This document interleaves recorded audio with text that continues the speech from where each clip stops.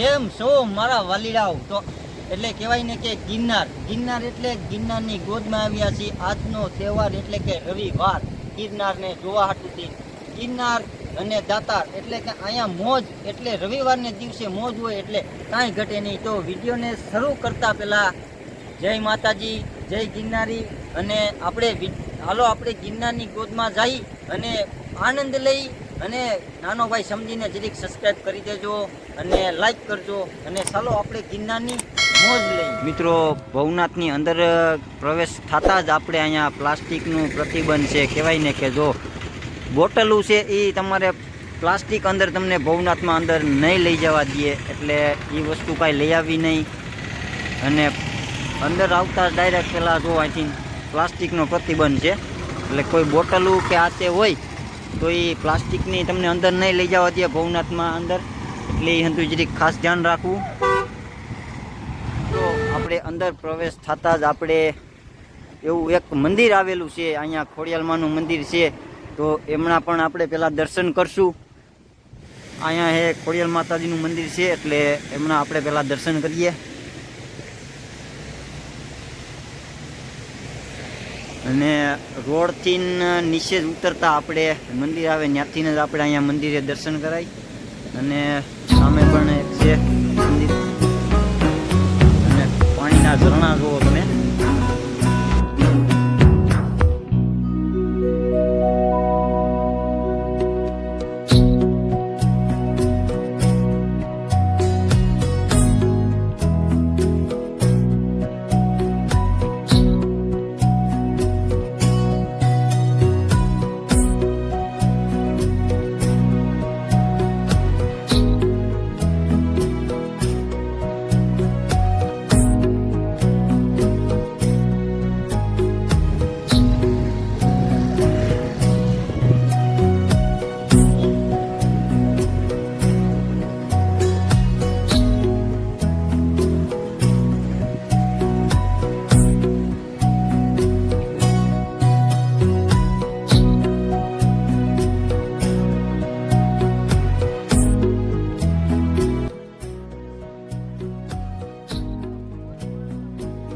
સામે દામોદર કુંડ, એટલે ત્યાં પણ આપણે જઈએ જરીક.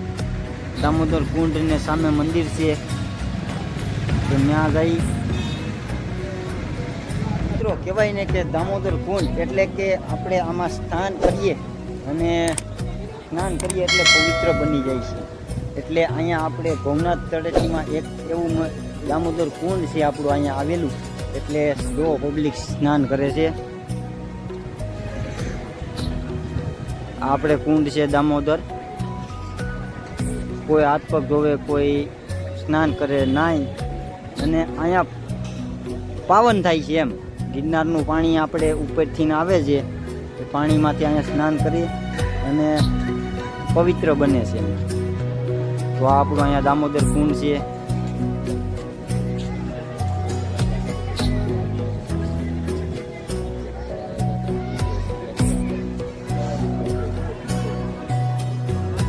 આપણે દેખતે ભવનાથ આપણે મહાદેવના મંદિરે પૂજી ગયા છીએ. તો પહેલાં જ ભવનાથમાં અંદર આવતા પહેલાં જ આપણે પહેલાં તો મહાદેવના દર્શન કરવા જરૂરી છે. એટલે ભવનાથ મહાદેવના દર્શન કરીએ અને અંદરનું આપણે દર્શન કરી ચાલો જઈએ.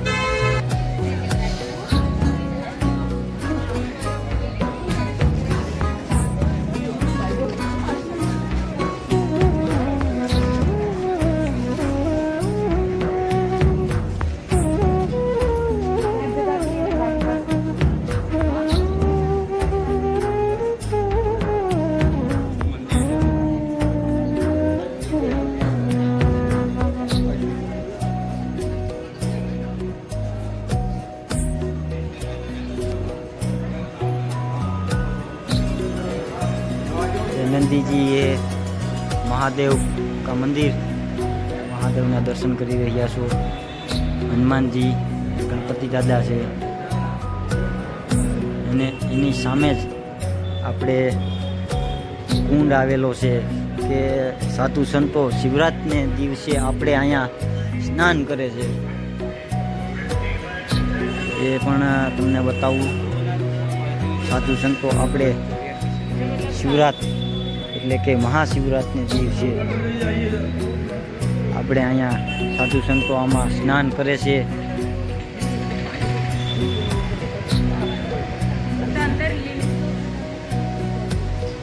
આ ભવનાથ મહાદેવનું મંદિર છે, બહુ મોટું મંદિર છે।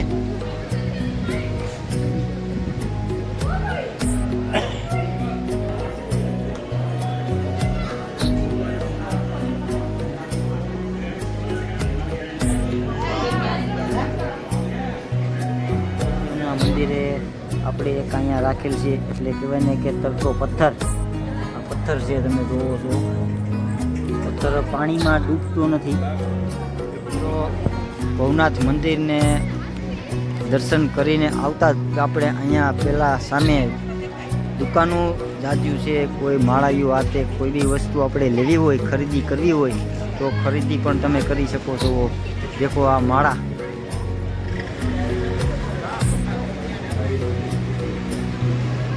રુદ્રાક્ષની માળા ઓરિજિનલ તમને અહીંયા આપને ભવનાથમાં મળી જશે એમ। તો મિત્રો અહીંયા આપણે બે રસ્તા છે, કહેવાય ને કે પહેલાં રોપવે તરફ જવાનું છે, એક ગિરનાર તરફ જાય છે। તો પહેલાં આપણે ગિરનાર સીડીએ પહેલાં દર્શન માતાજીના, મા અંબેના, ગુરુદત્ત મહારાજના આપણે અહીંથી સીડીએથી દર્શન કરશું, પછી રોપવેનો દર્શન બતાવવું। રોપવેમાં આપણે રોપવે પણ ચાલુ છે, એટલે કે આપણે રોપવેમાંથી જવું હોય તો રોપવેથી જવાય છે, સીડીએથી જવું તો સીડીએથી જવાય છે। તો બે રસ્તા અહીંથી આપણે જુઓ તમે, એક પહેલાં તરફ આ રસ્તો અંબાજીમાંની સીડી તરફ જાય છે, આ રસ્તો આપણે રોપવે તરફ જાય છે। તો પહેલાં આપણે અહીંથી દર્શન પહેલે પગથિયેથી આપણે અંબાજીમાંના દર્શન, ગુરુદત્ત મહારાજના દર્શન કરી પછી એ બાજુ આપણે જઈએ। રસ્તાનું કામ ચાલુ છે એટલે કહેવાય ને કે હાવ આમ થોડી ખાડી નાખ્યું જુઓ તમે, અને અંબાજીમાંની સીડી છે, સીડી તરફ અમે જાય છીએ। એટલે જો આપણું તો કામ એવું છે કે ગિરનારી, એટલે કે ગિરનાર વગર કોઈ વસ્તુ આપણે ઉગે જ નહીં। અને હમણાં પાછો તો ક્યારે આવ્યો હતો, આપણે નવું બેસતું વર્ષ હતું ત્યારે હું આવ્યો હતો, પાછો કંઈ નહોતું તો એ જગ્યાએ જીવની થયું કે ચાલો આપણે પાછું ગિરનારમાં આપણે દર્શન કરીએ ગિરનારી મહારાજના, તો આપણે કંઈક આમ શાંતિ થઈ જાય સમજ્યા। એટલે ગિરનારના દર્શને પાછા આવ્યા છીએ, હું આવ્યો છું, આપણી સાથે આપણો મિત્ર છે, અને અટાણે તો અહીંયા કામ ચાલુ છે। જુઓ તમે નાના મોટા ઘણા મંદિરો છે, બજરંગબલી એટલે કહેવાય ને કે હનુમાન દાદાનું મંદિર છે અહીંયા।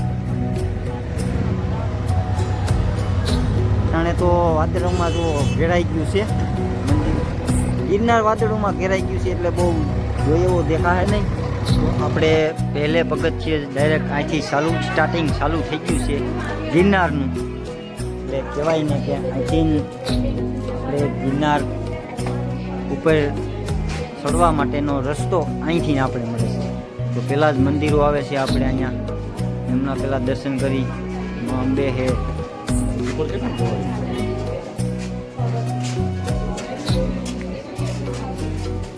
हमारे लकड़ी के कोई भी वस्तु जोती हुई तो यहाँ से आपने मिल जाएगी।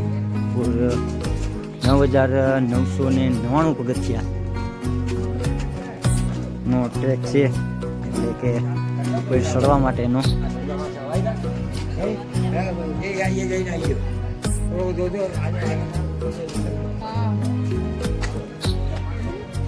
ઉપર ચડતા જ આપણે નાના મોટા જાજા દેવસ્થાન આવેલા છે, સ્થળ માતાજીના જાજા આવેલા છે। પહેલાં જ અહીંયા જોઈ એટલે કે કાળ ભૈરવ દાદાનું આપણે સ્થાન છે એવું લાગે છે આપને। એ નાની મોટી ચીજ ખરીદી કરવી હોય તો એ પણ અહીંયા મળી જાય છે। દત્ત મંદિર એટલે કહેવાય ને કે અહીંથી પ્રવેશ દ્વાર ચાલુ થઈ ગયો.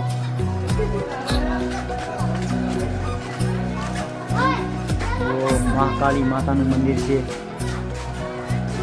અહીંયા રહો તો ગુજત અને ખોડિયાર માતાજીનું, અંબા માતાજીનું મંદિર સ્થાન છે. અહીંયા આપણે દર્શન કર્યા.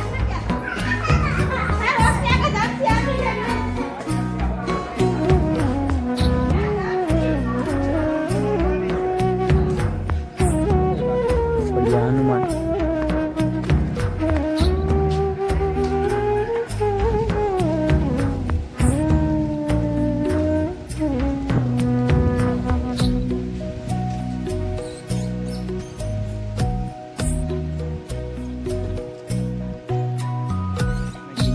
ગિરનારના આપણે દર્શન કરી લઈએ. કેમ કે આપણે આ ગિરનાર સડવાનું નથી, આપણે ઉપર આપણે જઈ આવ્યા હતા એટલે અહીં સુધી જ આપણે અહીંથી દર્શન કરી લઈ.